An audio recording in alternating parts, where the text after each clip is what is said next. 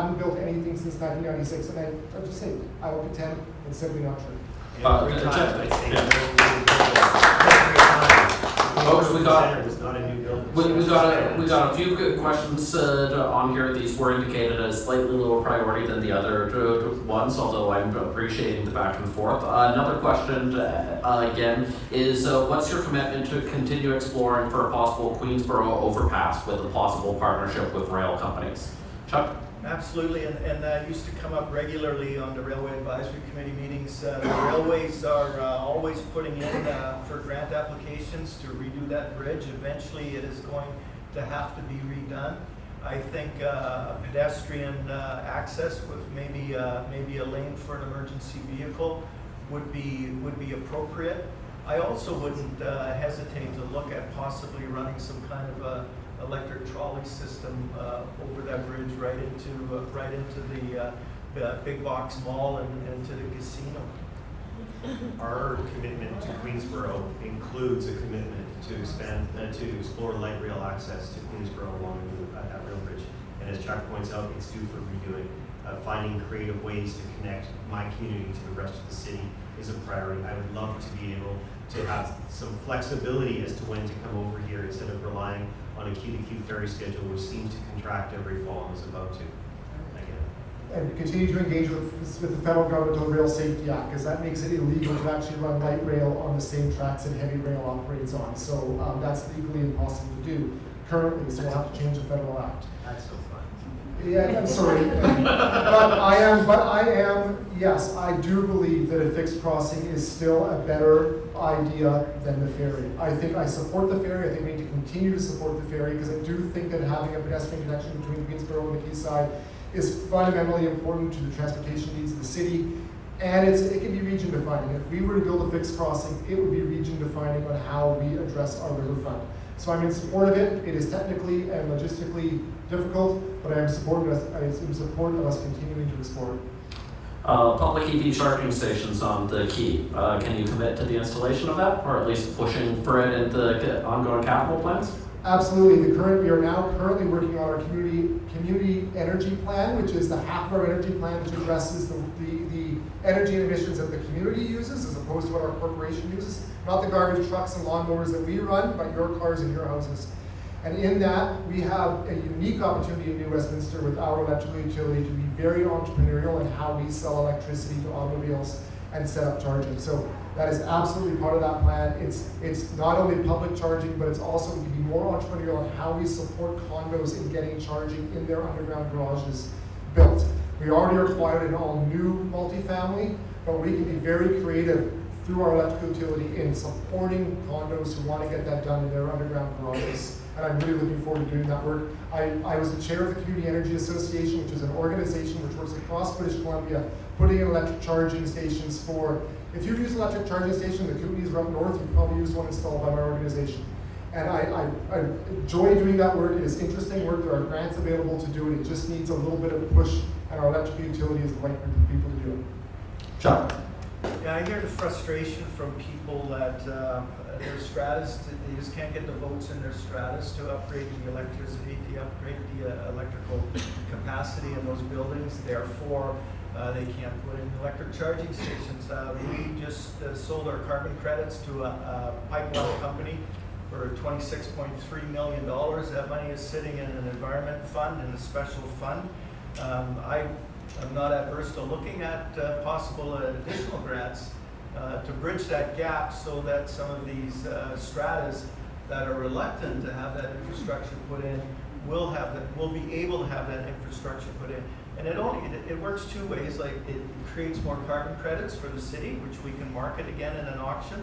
And the other thing, during the heat wave, there were so many 3-story apartments that literally did not have the electrical capacity for seniors and residents to have a window air conditioner. And so upgrading their electrical will save lives, and it will also allow them to have charging infrastructure in their buildings. Look, I'm on the record as saying I'm on wait list for a battery electric vehicle. They're the way of the future. It's not going to be too much longer before we're not allowed to build combustible engine vehicles, and that's awesome. We need to make sure there's infrastructure to support that. And I know that there are strata buildings in this neighborhood that have sought out partnerships and built partnerships to get EV plugins into their buildings, and that serves as a model for that to move forward. And that's definitely something I'm very intrigued by. So yeah. Whether you're on the boardwalk, on the quay, or the seawall around Stanley Park and Falls Creek in Vancouver, we've seen over the last 5-10 years going from where you just have people on bikes and people walking and jogging to an increase in motorized bikes, scooters, other devices as well, causing concerns over safety issues and sharing the road or pathway in an equitable and safe fashion. I know a lot of this is tied up into the Motor Vehicle Act, which is provincial regulation, but does the boardwalk need additional regulations or rules? What can the city do that maybe aren't right now in terms of regulating that a little bit more? Pat had his hand first, and then Chuck. Thank you for invoking our western suburb. Vancouver, you call it? I don't remember. It'll go somewhere one day. Yeah, okay, we'll get a hockey team. That railway will change everything. Yes, okay, I brought a motion again, UBCM, from this city to update the Motor Vehicle Act to make sure that we are actually addressing this type of new mobility under the Motor Vehicle Act, because it is a very gray area right now. A lot of these devices are frankly not legal in our streets right now, and it's very difficult to understand how they fit into our mobility network. I also brought the motion to council asking us to build a proper mobility network. We used to call them bike lanes, we now call them mobility lanes, because we recognize that people who are using different mobility devices should be in those lanes. People who are using motorized wheelchairs, people who are using scooters and those types of devices should be in those lanes with cycles, where they're safest, because that makes not only them safest compared to the traffic, but it also makes pedestrians safer, because they're not mixing up on the sidewalks with the pedestrians. So I think the answer to solving the conflicts like we have on the quayside sometimes is to build them a safe alternative so they can be there using that safe alternative.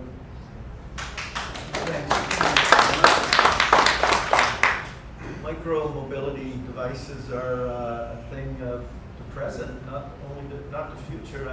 I see senior. Well, I'm a senior. I've had one for 2 years. I often take it to council. I took it to Queensborough the other day. I take it up to my office all the time. It's an effective way of getting out of cars for people that can't cycle, they can't pedal a bicycle, and they can still get around. It's as quick, if not quicker, than a bicycle. It'll go up hills. You're not sweating when you get to your destination. I'm sure Pat isn't, because he's such an avid rider. But I think it's the future, getting people out of cars on those devices. But I'm very troubled when I see young people. These things will do 30 kilometers an hour, and I've almost been hit as a pedestrian by those speeding down a sidewalk. And I tell them, I said, please, when you see a pedestrian, stop, step off, slow down. And so I think we need a little more education, and possibly, eventually some enforcement so that these devices are safe. I agree with Pat. They should, and I do use the bicycle lanes or the mobility lanes when I ride. And we just have to understand that that's another form of transportation that's coming, that's going to become very popular, but it needs to be safe. So the fact that we call our Road Safety Act the Motor Vehicle Act really amplifies how little attention is paid to vulnerable road users. There are a few sections with respect to the rights and responsibilities of pedestrians, and that's about it. So that's something UBCM got to continue using its voice to get the provincial government to modernize legislation that hasn't been really thoroughly prevented since, I think, the 50s. My team and I support an expanded network of separated mobility lanes. We call them bike lanes, so sort of use a 2018 expression, because they're safer. We want to make sure that we engage with the relevant communities and neighborhoods to make sure they're in the right place for everyone. But we need, as I said earlier, we need to protect local road users, and we need to have a master plan for that, sure, for everyone's safety. And I've heard the stories of dogs being virtually run over by some, to quote my inner Al Pacino, some mute, it's a mute on a scooter and whatnot on the boardwalk. It's my cousin Vinny. It's a movie reference to my cousin Vinny failing miserably. Sorry. It's late. I'm waffling. So yeah, youth is Brooklynese for youth. So yeah, no, we're supportive of that. All right, don't you love it when a movie is over just over 2 hours? We have got to the concluding statements and or soccer field portion of the evening, depending on what our candidates want to do. I want to thank all of them for coming out and exchanging ideas and proposals and arguments over the last 2 hours. They now have each 90 seconds to make their final pitch. We will go in reverse order from the beginning, so we'll go with Mr. Armstrong first. Well, thank you, Justin, and thank you again for moderating today. It's been an absolute delight having a superstar in the municipal beat here today. And I want to thank all of you for coming out today and taking the opportunity to engage with us in municipal politics. And as I said earlier, the NWP are committed to actively listening to New Westminster residents to ensure the council's agenda is driven by that. So hearing your questions informs us to understand what's important to you, and I appreciate that. We've talked briefly about a number of topics today. I'm not going to reiterate the list because I can't read my notes here. And of course, with a 90-second answer format, we're really only able to hit some highlights on our platform. So of course, our platform's on our website. It's nwprogressives.ca/platform. And we actually, in addition to having the macro document, have a page for each of 12 different topics, including most of the things we've talked about today. My team understands the importance of getting City Hall back on track, focusing on municipal responsibilities, on the core responsibilities we've talked about today: maintaining streets and sidewalks and parks, building infrastructure, keeping the streets safe. We didn't get too much into affordable housing other than with respect to a little bit on the homeless question, but we do have an affordable housing platform as well, because we acknowledge the importance of getting a supportive housing, increased rental stock, and a missing middle of housing. 10 seconds. My opponents have had a combined 30 years of time on council, and we've seen the conditions of our streets and our sidewalks. We've seen an increase in crime. We've seen the vacant businesses downtown. It's time for change. If you elect the same people, you get the same results. If you want to see progress, you need to choose progress. Choose Progressives October 15th. Thank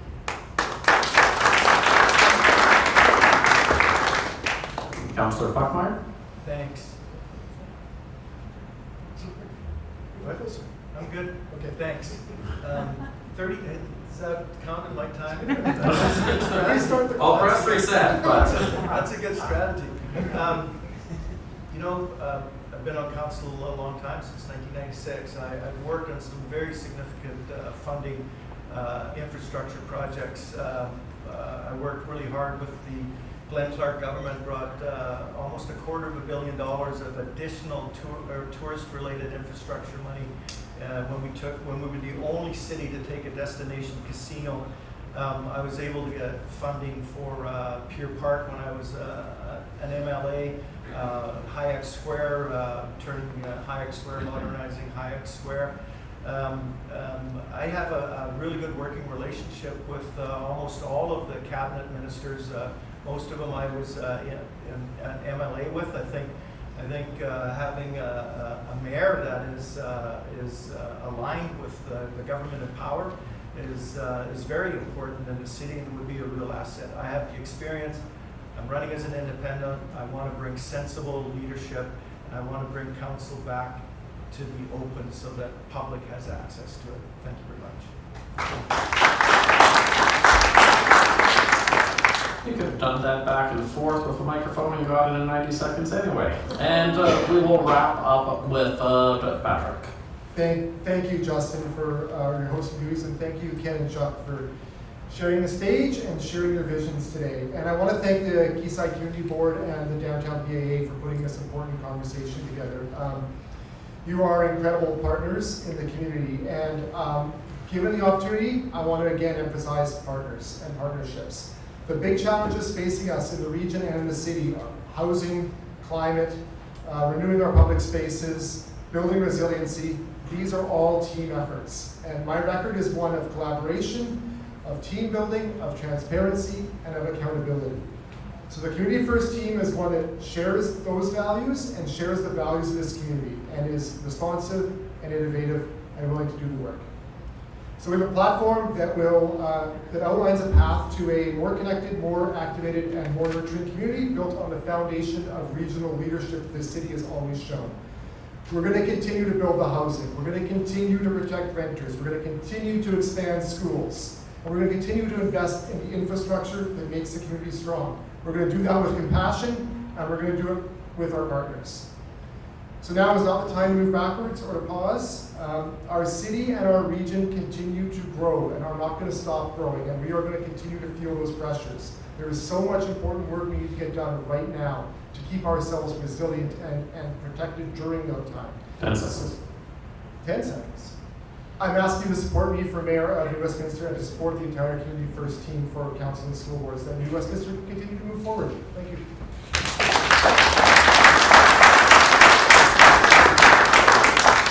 And thank you all. As someone who has witnessed a lot of debates in Vancouver over the past week, I can't tell you how lovely that was to have a respectful, policy-heavy debate.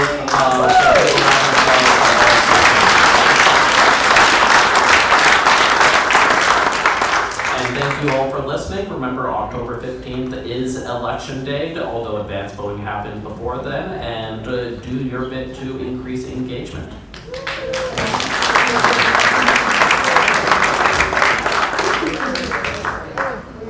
On behalf of the Quayside Community Board and the Downtown New Westminster BIA, we'd like to say thank you to Justin for the awesome job. I'm not sure he knew what he was getting into, just saying. Thank you to the candidates for coming out and participating. And lastly, thank you to all of you for attending this evening. We do have to apologize to the people on Zoom. They were subjected to some inappropriate nuisance this evening, and I sincerely apologize for that. Have a good evening and stay safe. Thank you.